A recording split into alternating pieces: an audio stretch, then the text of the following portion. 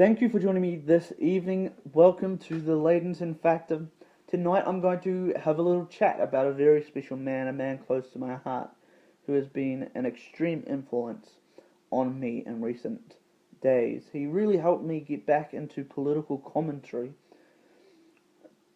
to understand the effect of what this man has had.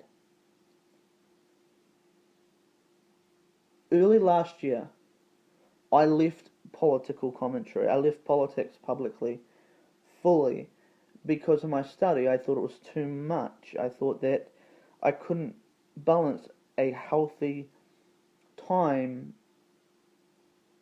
to do political commentary. So Rush Limbaugh came up on my YouTube feed. I'd heard of him. I hadn't really listened to him. But his passion matched my passion. His drive matched my drive. And he really spoke to me. It was kind of like every time I listened to him, I had an out-of-body experience. It was like he was having conversations with me. I thought before listening to Rush that the closest you could get to somebody was to care about them because you thought their channel or podcast you got to know them.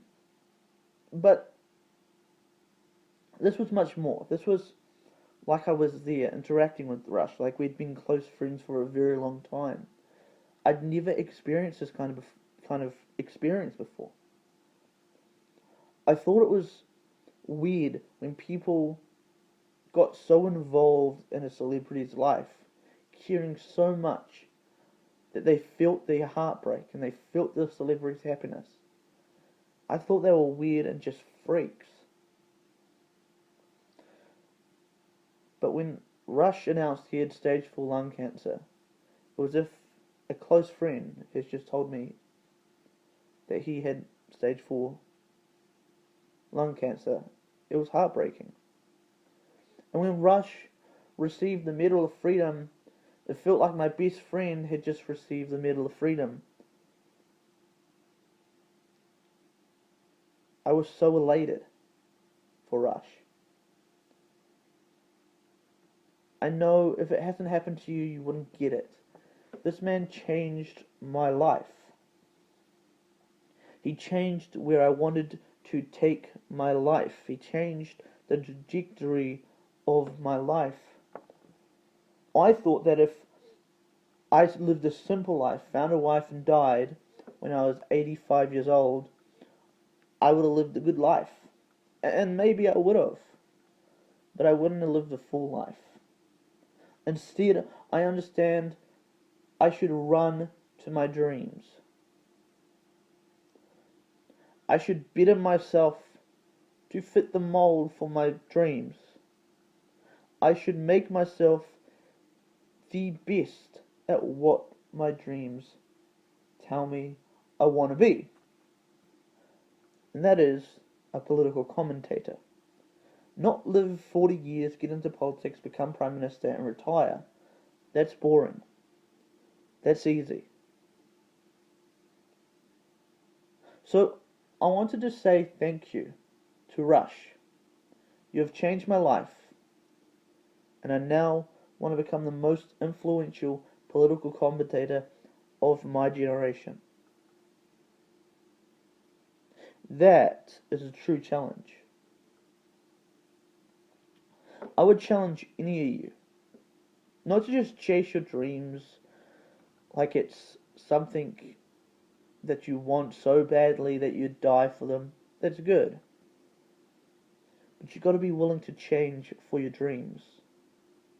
You've got to be willing to do things, to sacrifice things that you wouldn't otherwise have to sacrifice. Time, money,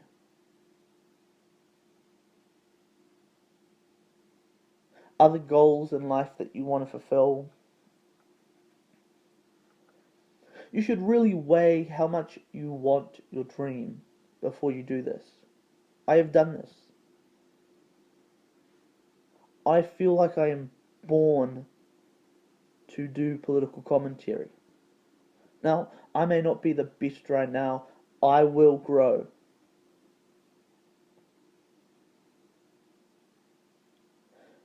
I want to be more famous than Bill O'Reilly. More famous than Tucker Carlson. Not because of fame. Not at all because of fame. But because of influence. And I don't just want to have influence in the public's eye. I want to have influence in the government's eye. Running for Prime Minister is much different in trying to keep up influence to Prime Ministers. Running for President, which I cannot do hands up, is much more simple than trying to keep up the influence with the next president. So I want to say to Rush, I'm praying for you, buddy. I hope that you get well soon. And God bless you.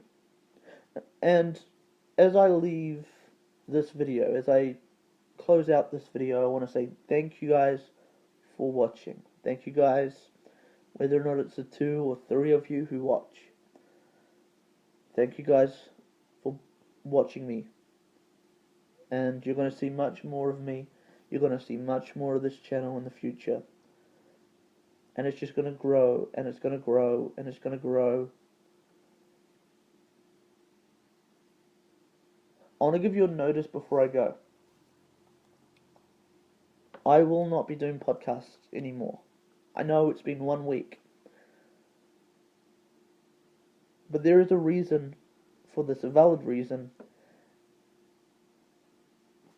The podcast was an experiment, which failed drastically. And I realized something throughout the process. Spotify doesn't recommend people. It doesn't really give creators a way to be found. And even iTunes. That's even more difficult to be found because the more famous people are on iTunes. And so it recommends their stuff. And Himalaya hasn't got much exposure. And so I would rather be putting my time and effort into researching 10 to 15 minute videos that you can really benefit from, that are objective, not dated, so that you can listen to my videos in 5 and 10, 15, 20 years. It doesn't matter, and they will still be relevant then as they are now. So, go out, have an amazing week. But from me, it's good night, and God bless.